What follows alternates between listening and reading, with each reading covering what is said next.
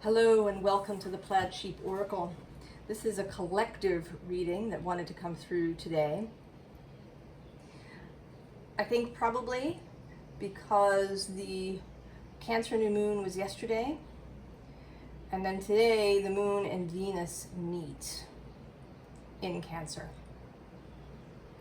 Also, there is a number of things happening in Leo. Mercury is in Leo, Eros is in Leo.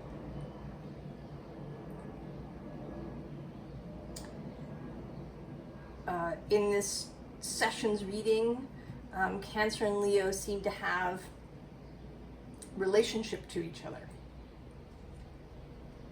And I think that is the word, is relationship. It's taken me a little bit to start recording because the message felt, initially out of the gate, felt a little trite.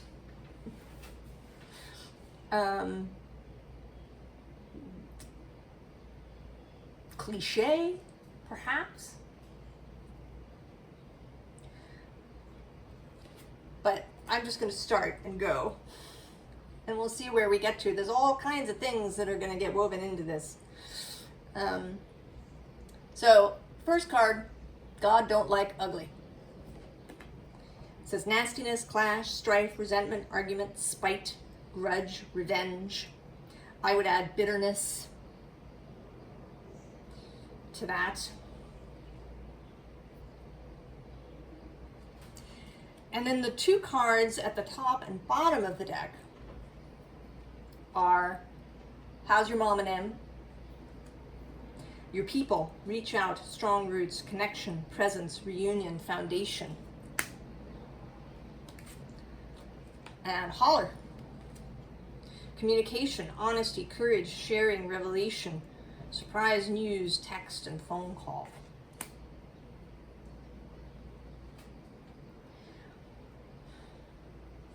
So the simple, sort of trite thing is that we need to not be nasty to each other, and or to ourselves, for that matter.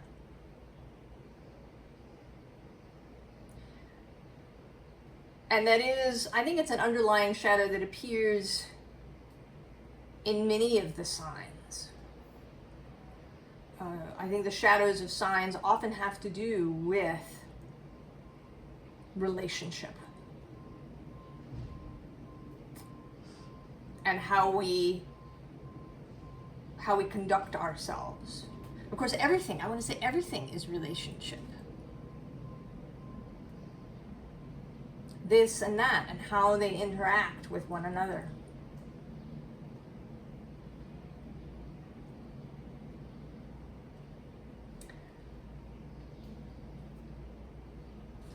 And I pulled out some clarifiers for this card, but I will get to that a little bit later. So this first card is 9 of Pentacles.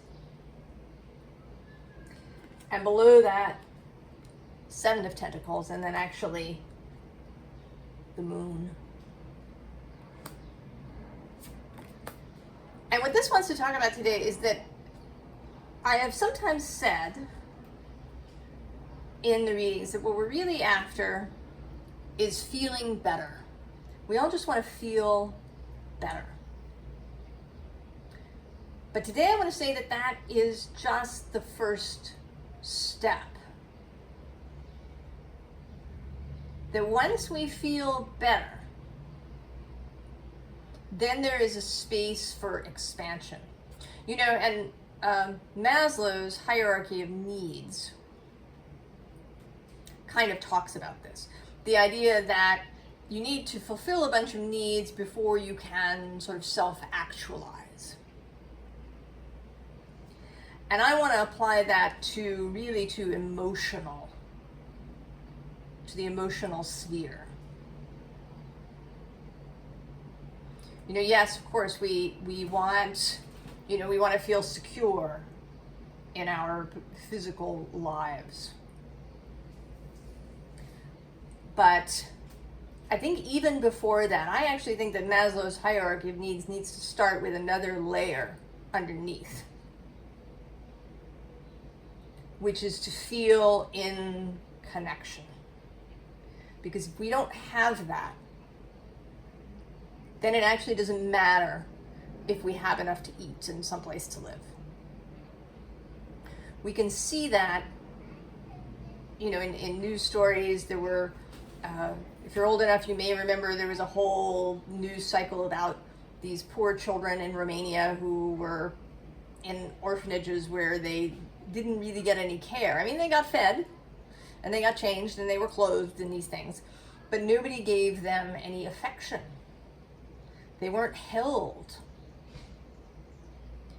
And many of them, perhaps all of them, had a great many emotional problems.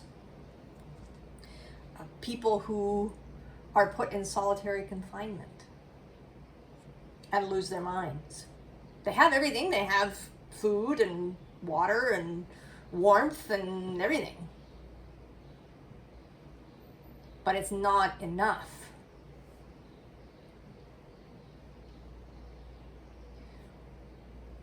This need for relationship, and it is sitting here at the underside of the deck with the Page of Tentacles. That Page of Cups, the early stage. You know, if you have the good fortune to meet up with some wee people, babies and toddlers, who have been cared for and nurtured well by their parents, they are just naturally generous. You know, if they have something, they will try to give you some of it. They don't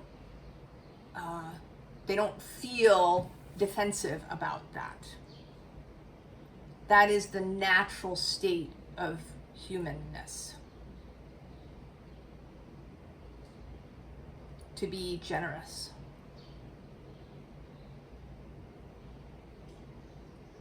But, of course, things happen.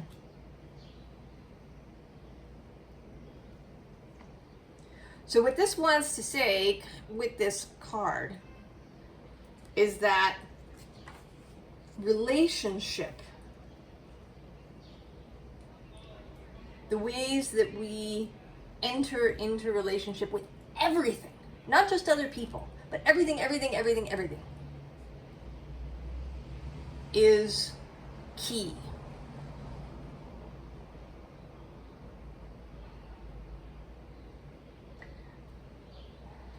How we think about things.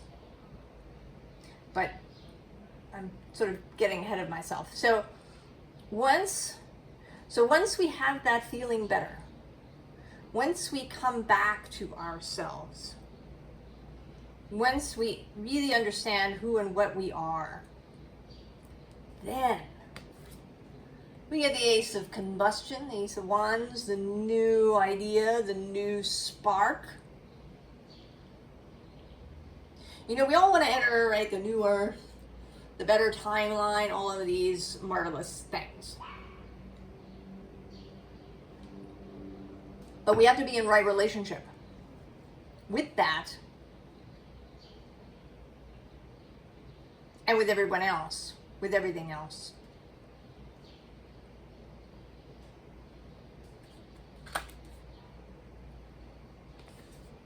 Then we get the Magician, then we get the power to really form and manifest and change and create. And then here with this fabulous Knight of Fungi, who is just spreading this wealth everywhere he goes. And his horse looks so pleased. I'm just sort of noticing that today, that this horse looks very pleased.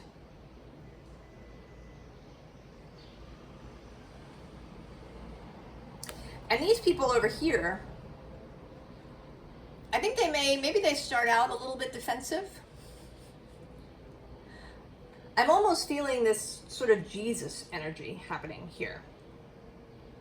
That there must have been people, assuming that Jesus is as presented,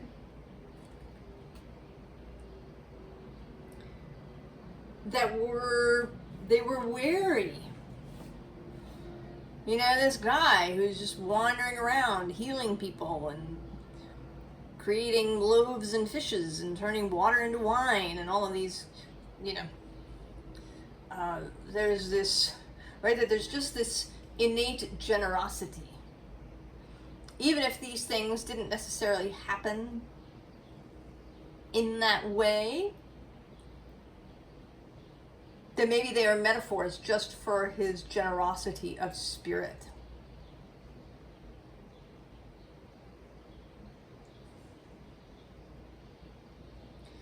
And initially there is wariness.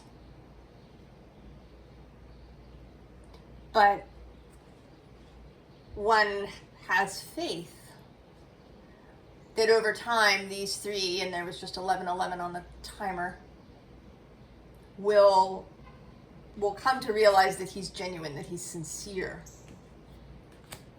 that it's not a trick.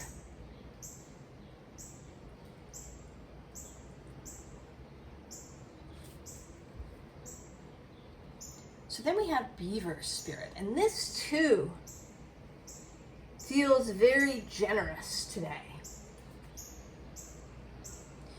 That this laying of the solid foundation, that solid foundation is source, is the universe, is everything that exists, is the power that creates worlds.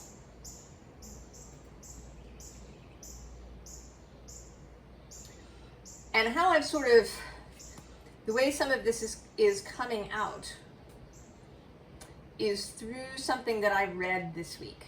And initially it was an article in the New York Times. I will see if I can find the unlocked link to put in the description.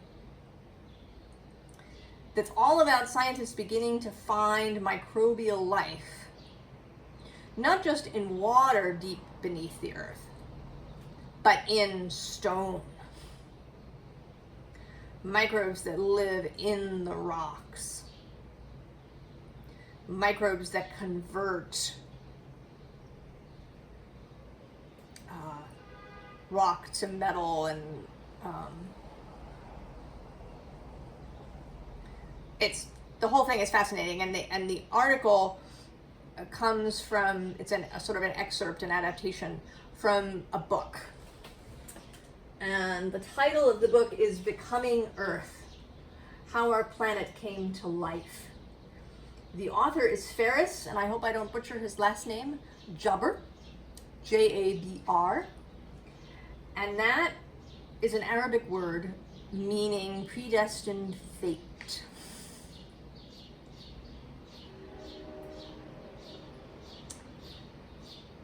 And the two things together, of course, Ferris, well, there's two things. One, of course, Ferris Bueller that comes up for me. And that energy of exuberance, of not towing the line.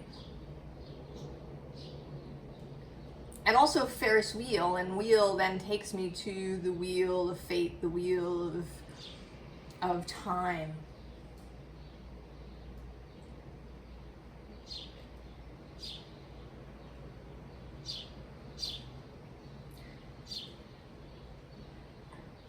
So there is something, right, something deep here. That maybe, although there is no, you know, I don't believe that there is necessarily an absolute fate, but that maybe there is a kind of an unfolding that is happening here on Earth at this moment. And Earth is only one little speck in the whole of the universe. We have no idea what's going on anywhere else. But that here, we are reaching a space of unfolding where we really are coming to recognize the deep state of relationship. one of the things the article talks about is how scientists are beginning really to realize that it isn't just the environment that has an effect on life. That's the kind of old, more Darwinian model. You know, anybody who is more fit for their environment, more appropriate for their environment, will thrive. But now it's becoming clear that life shapes the environment. That without life, the continents wouldn't look the way they do. We might not even have continents.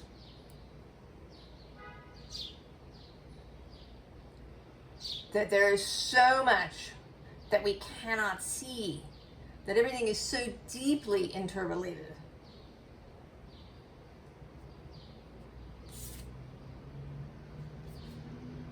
The bottom of the deck is the scarab beetle spirit, which says magic works through you. Yeah?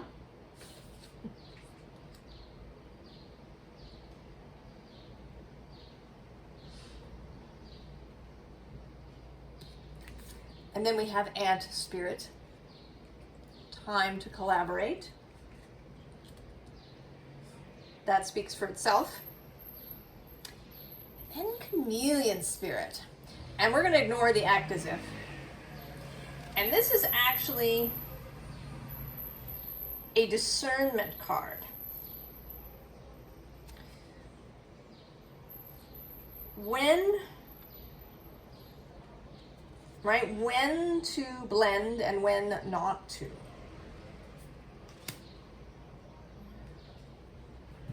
When do we join in with all of those around us? When do we feel that inspiration?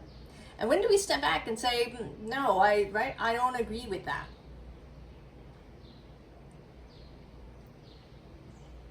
This is my perspective. And how can we move in and out of that gracefully? How can we disagree gracefully?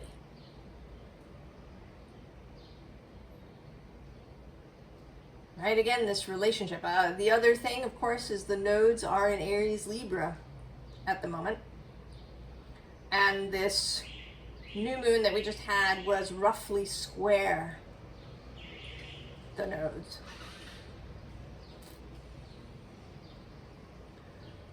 So balancing the individual and the relationship. Libra as that space between two people or two things. And then we have pig spirit. Use your mind wisely. So this is this thought thing. And how even just little kind of thoughts can show up in big ways. You know, and this is not to say that you don't notice something that is a contrast in some way. For example, we just had the 4th of July, and all of the fireworks that were set off here in my neck of the woods created an unhealthy air situation. If you've ever looked at the air quality index map somewhere, the AQI,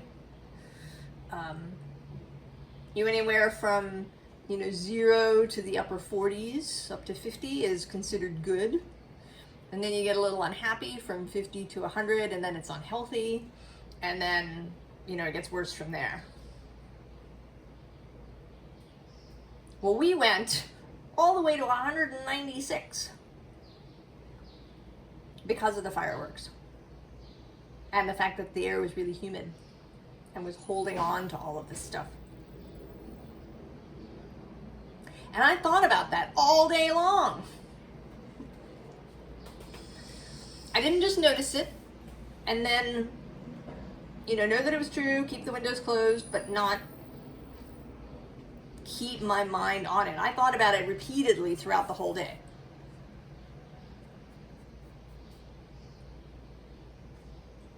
And so that, right, that creates a particular mental atmosphere. It creates an atmosphere inside my body and how well all the cells can do their thing. Right? It's a resistant relationship with life.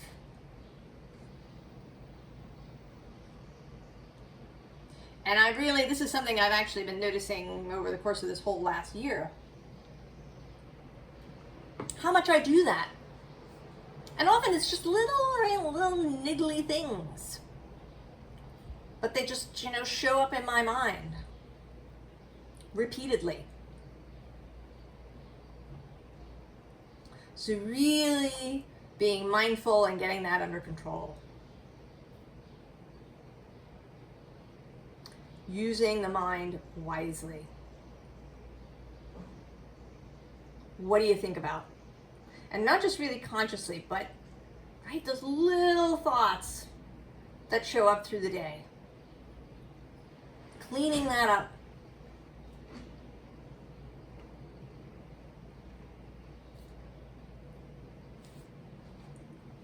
So then we have the Ten of Pentacles, the group.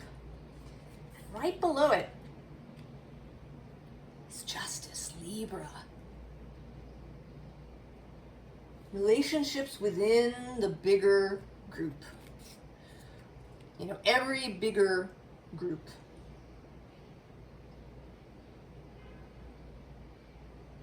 The family, the neighborhood, the city, the country, the world. And actually below that, both the Queen and the King of Swords. Clarity.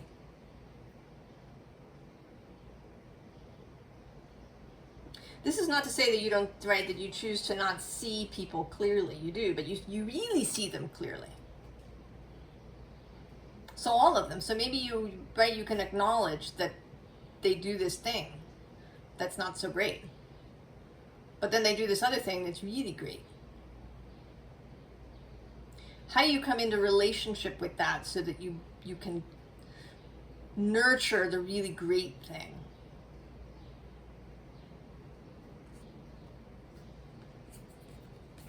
And then below that, actually, the Nine of Cups repeats. Bottom of the deck is the Eight of Pentacles. So there is a discipline to this. There is a need for continuity. There is a need for repetition until something becomes second nature. The Knight of Fungi says that too.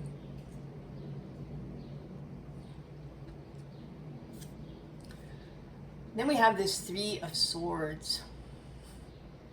This kind of primal scream. Three of Swords. And this is where we come out of. We acknowledge if there's anything left that you haven't acknowledged in some way, some hurt, something that you've ignored, suppressed, you do want to acknowledge it. But then it's finished. You recognize it, you see it, yes, this happened. It sucked. But it's done. And I acknowledge that it sucked. And maybe I spend a day acknowledging that. Maybe I have a good cry. I'm really tender with myself. But I don't carry it from there. I don't stick it in a backpack and haul it around with me. And we have this Strength card, which is this metamorphosis, this inner space. The transformative bit that's actually below the Chameleon and below the Magician. Kind of in this line. And when we come out that other end, we have the Knight of Wands with another really enthusiastic horse happening. Maybe it's the same horse.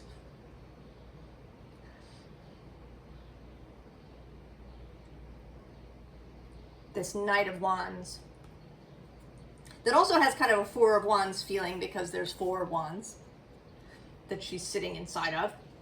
There's a sense of, you know, that she's calling to people. She's created this structure with the Four of Wands, and now she's beating this drum to call to people to come and experience this.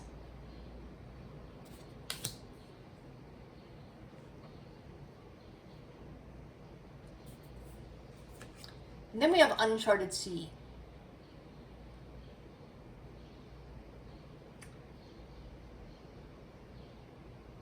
Going where we have never gone before.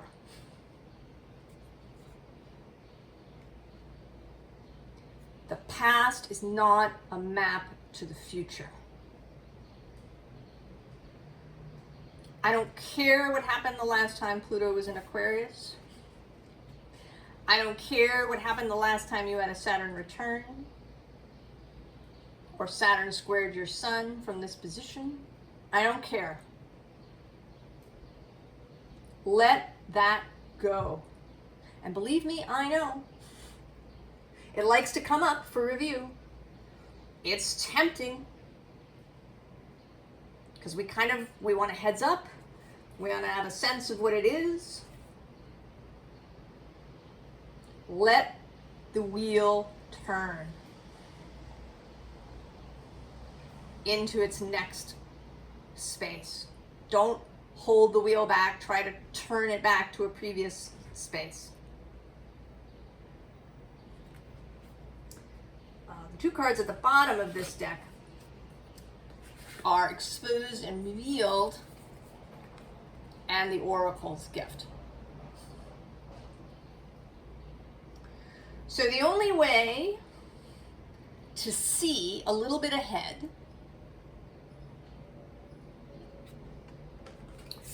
is to let go of the past. To see beyond the ordinary.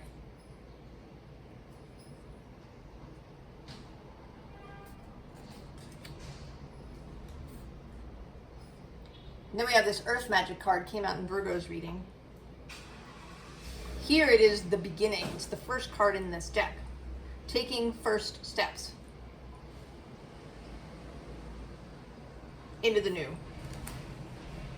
And then we have a repeat of let it go. Just let it go.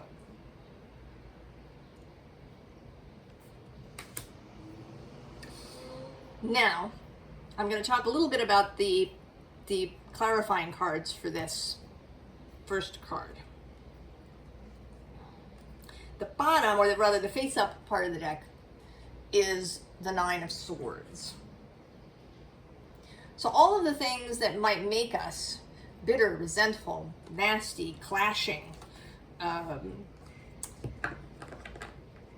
worried, really desiring this energy of feeling better. Right? The wish fulfilled that is feeling better. All of those things. And then the four cards that came out are the Two of Cups, the Six of Pentacles, the Four of Wands, and the Star. All the sort of relationship cards, right? Relationship with other people, and, you know, honoring yourself and loving yourself and being, right? This Two of Hearts relationship. Six of Pentacles, reciprocity across the physical realm, giving and receiving, abundance and affluence. The Four of Wands, creating new structure, creating new communities, perhaps, you know, forming permanent bonds, marriages, and similar, starting families. And this card actually also has the phoenix kind of going on in the background. And then the star, healing. Another kind of wish fulfillment, following your inner call. And then the bottom of the deck, the underside, the hidden underlying, is the Ace of Wands.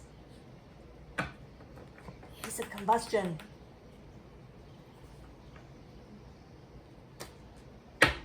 So it is in relationship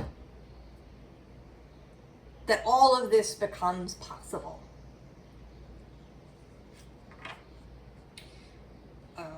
Other cards that came out before I get to the advice, and this card was, I believe, a card absolutely for me that came out because I was sitting here kind of vacillating about this reading, and I had this feeling, oh yes, we should all get along, and right?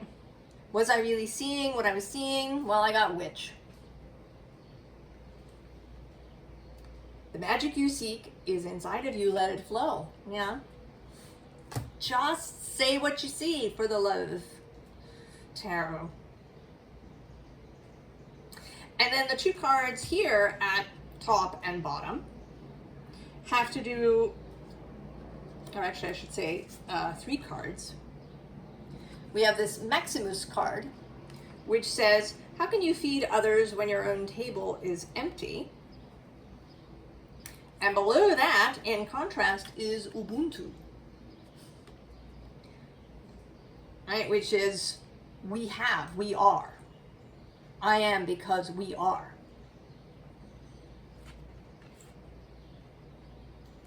And then the bottom is the Boundaries card. But we also have the Liberation card.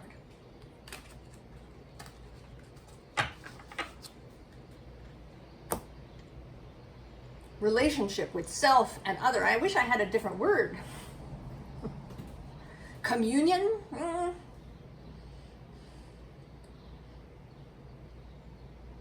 But this is all important. I sort of feel as if I have no way to make it as important, as significant somehow, to get that through.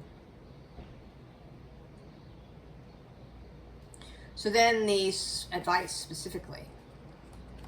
Strength, Leo energy. Also, again, 2 people here with each other.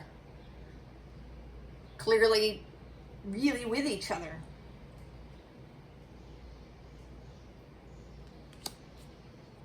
The bottom of the deck, Ace of Wands for the 3rd time.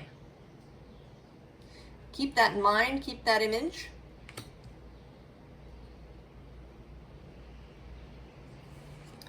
So we start with the 5 of Pentacles, this sort of sad, kind of lost, lonely,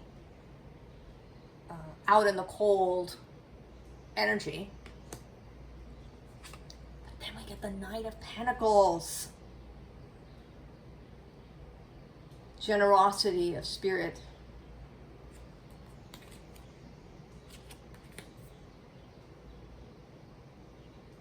Discipline. Doing the thing over and over. 4 of Wands. And I want to say that he has come, that he's arrived here to this place that's kind of a sanctuary, that's a community, that's a warm, welcoming space. And then we get the Page of Wands. From that to that. Through this Knight of Pentacles, 4 of Wands energy. Yeah? Ace of Wands.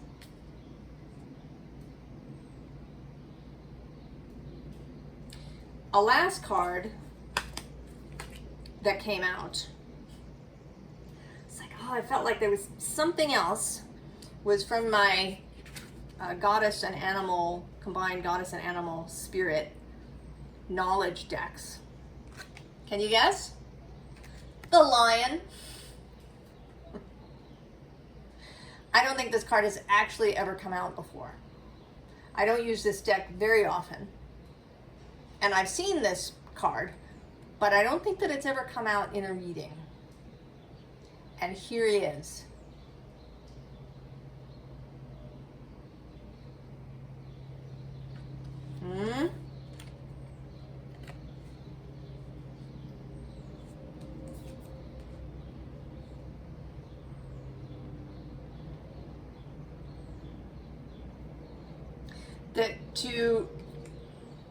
I want to say that this is, it's kind of a,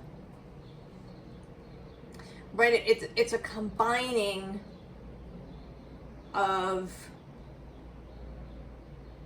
Cancer, Leo, and Virgo, because the Knight of Pentacles is traditionally Virgo energy, and then there's also this Magician who is associated with Mercury and with Virgo. So there is this deep Cancer communion, empathy, care, the desire to tend and nurture, to uphold. In my lexicon, Cancer is the well, the healing well of water where you go to slake your emotional thirst. And then Leo, generosity, openness, sunshine, creativity, wonder, the bonfire that everybody gathers around. And then Virgo, service, groundedness, particularity, being specifics, choosing wisely, having discipline. And there's also some Libra too, showing up as the air energy, I think. Of relationship, of self and other, and then of all the others.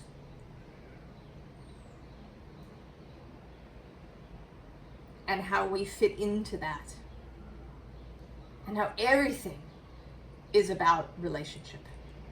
How you clean your house.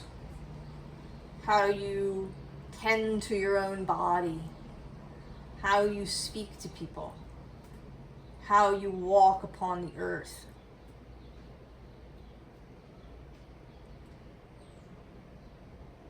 All of that is self and other.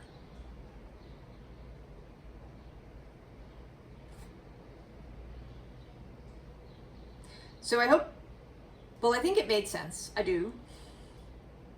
I hope it is helpful. I hope maybe it inspires you to think about things. If you have questions, comments, other words for relationship, please put them in the comments.